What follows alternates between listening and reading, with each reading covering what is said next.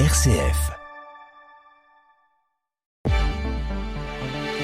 Bonjour Pierruc, bonjour à tous, très bon réveil, place à l'édition locale en Champagne en ce mercredi 26 novembre au sommaire dans le Grand Est. Malgré un commerce extérieur encore positif et un agroalimentaire porté par le champagne, la conjoncture reste préoccupante avec la perte de près de 7800 emplois en un an et une hausse marquée du chômage, notamment chez les jeunes. Le point dans ce journal. À Châlons-Champagne, le campus Arts et Métiers fait le bilan du projet Evolutive Learning Factories qui modernise ses plateformes pédagogiques avec 132 000 € d'investissement pour rapprocher étudiants et industrie du futur, y compris via la réalité virtuelle. Mais tout d'abord, un point sur la météo près de chez vous pour aujourd'hui en Champagne. Selon Météo France, un ciel toujours aussi nuageux, de la grisaille au programme avec quelques éclaircies possibles cet après-midi sur le côté ouest de la Champagne. Côté température, elles sont équivalentes à celles d'hier. 2 à 3 degrés ce matin, 2 degrés du côté de l'Argonne, 3 degrés sur le reste du territoire de la Champagne. Et pour cet après-midi, 5 degrés dans l'Argonne, le Perthos et la Cité-Bragarde et 6 degrés sur le reste du territoire de la Champagne. RCF Cœur de Champagne, le journal Christopher Fausten. Dans le Grand Est, la conjoncture économique montre des signaux contrastés alors que la France continue d'afficher une croissance solide. Le commerce extérieur régional, lui, se resserre. La balance commerciale se trouve dans le vert mais tombe à 2 milliards d'euros, principalement plombée par une hausse marquée des importations. Dans ce contexte, l'agroalimentaire joue toujours les amortisseurs. En Champagne-Ardenne, la filière pèse à elle seule 54,6% des exportations, preuve de son rôle clé porté par le champagne et par un tissu agro-industriel qui demeure l'un des piliers économiques du territoire. Mais c'est sur le front de l'emploi que la situation inquiète le plus. En un an, 7777 postes salariés ont disparu dans la région. Une érosion particulièrement sensible dans l'industrie et la construction. Le point avec Chantal Berthélémy, rapporteure du groupe de travail de conjoncture au César Grand Est. On a une augmentation d'emplois dans les services, mais qui est quand même un petit peu moins importante qu'il y a quelques années. Par contre, on avait observé il y a 3 ans qu'il y avait plus de 2000 emplois en industrie. Là, c'est complètement inversé puisque aujourd'hui, on est à moins 5507 qu'on perd dans l'industrie. Dans le commerce, ça stagne. Par contre, bien sûr, dans la construction, c'est pareil. Il y a une perte assez quand même importante depuis 2022 dans la construction. Il y a quand même un recul par rapport au niveau des zones d'emploi, puisqu'il n'y a plus que 6 zones d'emploi dont l'emploi est positif, l'évolution est positive donc en termes d'emploi, alors que l'an dernier, il y en avait encore 14. L'intérim, après plusieurs années de recul, peine à repartir et la pression monte du côté des jeunes, plus 16% de demandeurs d'emploi en un an. Au total, ce sont 415 960 personnes qui sont inscrites à France Travail dans le Grand Est, un chiffre qui continue de grimper depuis le début de l'année. Depuis 2022, les 8 campus Arts et Métiers de France ont lancé le projet ELF, Evolutive Learning Factories. L'objectif, former les leaders de l'industrie de demain en adaptant les outils pédagogiques aux enjeux de l'industrie du futur. Un programme qui transforme les plateformes technologiques pour les rendre aussi proches que possible de la réalité que les étudiants rencontreront en entreprise. Le 20 novembre dernier, le campus Arts et Métiers de Châlons-Champagne organisait sa 2e soirée bilan depuis la création du projet.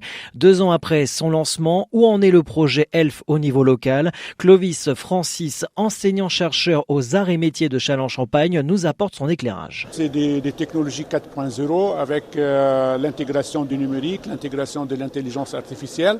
Et ce chantier s'accompagne d'un autre grand chantier académique qui est l'approche par compétences. Donc il nous faut confronter les étudiants à des situations d'apprentissage authentiques. Donc l'étudiant va se trouver devant des situations comme équivalentes à ce qu'il va voir confrontés en industrie. Donc ce sont deux chantiers parallèles, mais en fait ils sont tout à fait corrélés. Le projet principal, le thème principal sur le campus de Châlons, c'est la fonderie. On a fait l'acquisition d'une fonderie sous pression, que c'est une plateforme technologique à l'échelle industrielle, à l'échelle 1, c'est un pilote industriel. Un premier projet qui a accompagné cette Evolutive Learning Factory, c'est la fonderie basse pression. Donc on a modernisé nos équipements de fonderie basse pression par l'acquisition de deux fours, un four à résistance et un four à induction, qui permettent une économie d'énergie allant de 45 à 55% par rapport à les fours ancienne génération que nous avions sur le campus. Sur le campus Arts et Métiers de Châlons-Champagne, Cédric Mathieu, assistant ingénieur, nous détaille le projet de modernisation de la fonderie pédagogique. Cette fonderie qui datait des années 60-70 était équipée avec des fours de fusion et d'induction et de maintien. Sauf qu'on n'était plus tout à fait en adéquation avec ce qui se faisait avec l'industrie actuellement. Donc on s'est penché dessus, donc on m'avait demandé au niveau national de faire une cartographie de ce qui existait dans les campus. Donc j'ai fait ça sur les 6 campus et Châlons-Champagne est le premier campus qui va disposer de cette rénovation. On a modernisé certains équipements, voilà. On a fait de l'upgrade, un peu du low-tech, c'est-à-dire qu'industriellement on ne va pas changer tout parce que ça commence à coûter cher. Donc c'est ce qui se fait partout dans l'industrie. Donc d'un côté on a pris un générateur qui datait de 2002, on l'a upgradé et on l'a mutualisé sur 2 fours. Ce qui fait qu'on a juste changé un four d'un côté à induction, donc moins cher. Et de l'autre côté, on avait un vieux four à résistance, où là, on mettait 24 heures pour fondre 45 kg d'aluminium, alors que maintenant, en 2 heures de temps, on peut faire les 45 kg. Donc on y a gagné au niveau énergétique, fluide, consommation et surtout qualité de vie au travail parce qu'on a moins de bruit. Lors de notre passage au campus de Châlons-Champagne, 12 étudiants étaient présents à la fonderie basse pression. Parmi eux, Charlotte et Aymen en pleine séance pratique. J'aime beaucoup les travaux pratiques. Ça apporte un aspect très complémentaire sur ce qu'on peut apprendre en école. On fait beaucoup de théorie, surtout quand on sort de prépa. Et là, vraiment pouvoir venir dans les ateliers, toucher au matériel, vraiment se rendre compte de l'aspect pratique. Ça fait vraiment la différence, surtout en tant que futur ingénieur. C'est très concret, on voit directement ce qu'on fait. Donc on fait dans une petite salle d'abord un petit peu la présentation de ce qu'on va faire en séance. Et après, c'est parti, c'est à nous de mettre la main à la pâte. Et c'est bien aussi parce qu'on est en équipe. Ça nous permet de nous entraider un petit peu entre nous, comme on est assez hétérogène sur les niveaux. Oui. On est vraiment dans une autre mentalité. Je trouve ça vraiment intéressant et je suis venue à l'école pour ça. Là, ce qu'on fait, c'est qu'on va usiner des pièces, on va fondre des pièces qui ont été réalisées précédemment avec des moules en bois. On découvre un peu le procédé, on l'a fait un peu en cours en théorie.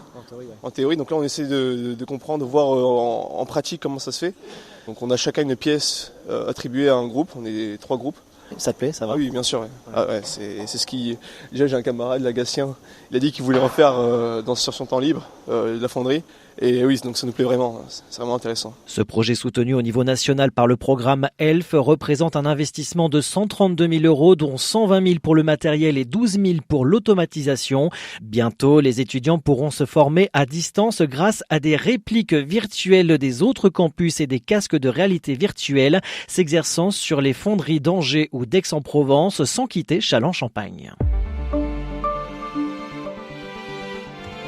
On vous rappelle que ce mercredi, les paroisses du Perthois organisent un nouveau mercredi de la mission. La journée débutera ce matin à 9h30 à la salle des fêtes avec un temps d'accueil, de prière et l'envoi en mission avant des visites en binôme auprès des habitants. Une messe sera célébrée à midi, suivie d'un repas partagé. Les visites reprendront dès 14h30, ouvertes à tous, sans compétences particulières. Cette journée se veut fraternelle et missionnaire. Chacun peut rejoindre l'équipe à tout moment pour aller à la rencontre des habitants. Et à Châlons-Champagne, une grande collecte de jouets est organisée ce jeudi et vendredi de 9h à 19h au centre commercial Croix-d'Ampierre. La CITAC renouvelle son engagement solidaire aux côtés du Secours populaire pour venir en aide aux enfants, premières victimes de la pauvreté. Les habitants sont invités à offrir des jouets neufs ou en très bon état afin d'apporter un peu de magie et d'espoir à l'approche de Noël. Fin de ce journal, l'actualité en continu sur les réseaux sociaux de RCF Cœur de Champagne. Très bonne matinée à tous.